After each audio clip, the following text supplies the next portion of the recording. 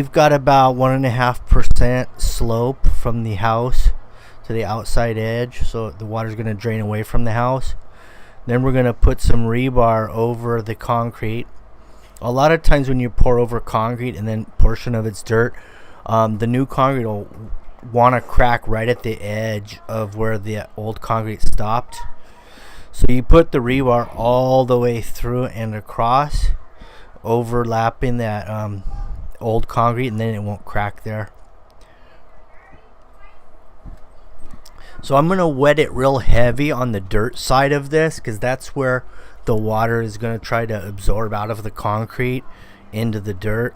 And this will help dry it a little more even, because on top of that concrete it's going to dry a little slower because all the water in the concrete has to go up.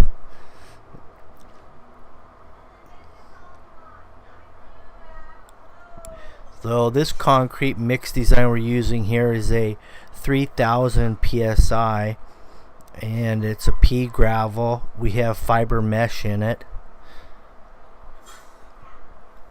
Now, if you were just pouring this alone, you could potentially wheelbarrow this from the backyard if you have the space through the side yards. In this case, we didn't have access through the side yards, so it had to be pumped, or you can mix it in the backyard by hand, something of this size. But we're pouring a little bit in the front too, so we just got it all on one.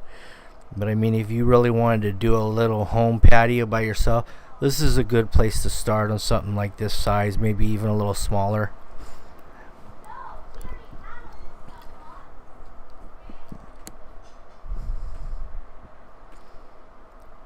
So after we rotted it off, we ran the 3.5 foot magnesium bowl float over it.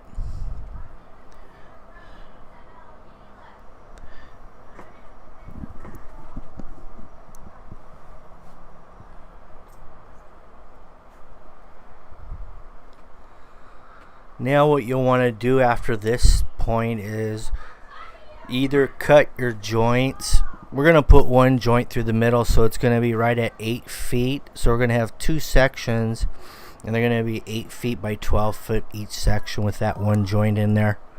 Then we ran a 1/2 inch radius edge around the whole perimeter. You can use a 3/4 or 1/4 inch. 1/2 inch is pretty common, standard.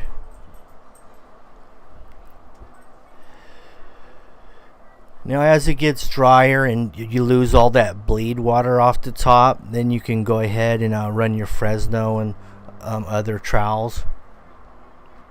Now we had to do a broom on this a little early on the outside edge where we didn't have concrete under it because it dries quicker. So we broomed the whole edge, and we had to wait on the middle a little bit.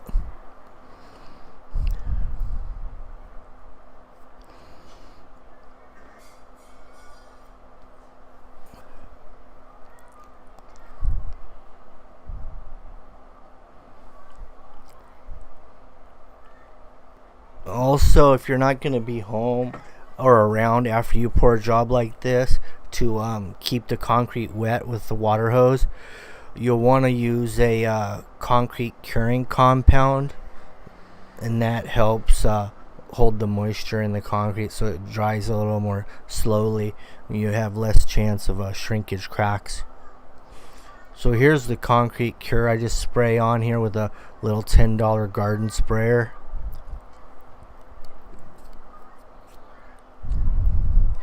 Now I had to stop spraying because see that shade tree over there? That's slowing the concrete down right in that corner. The sun makes a big difference on concrete for dry time.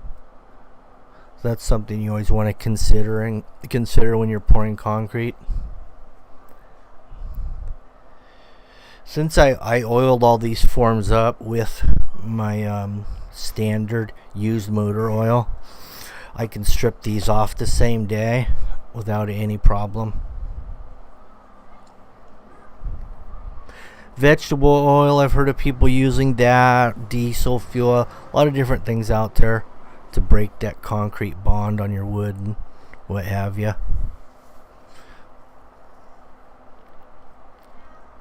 So there it is. There's a perfect beginner slab if anybody wants to get it on old school style.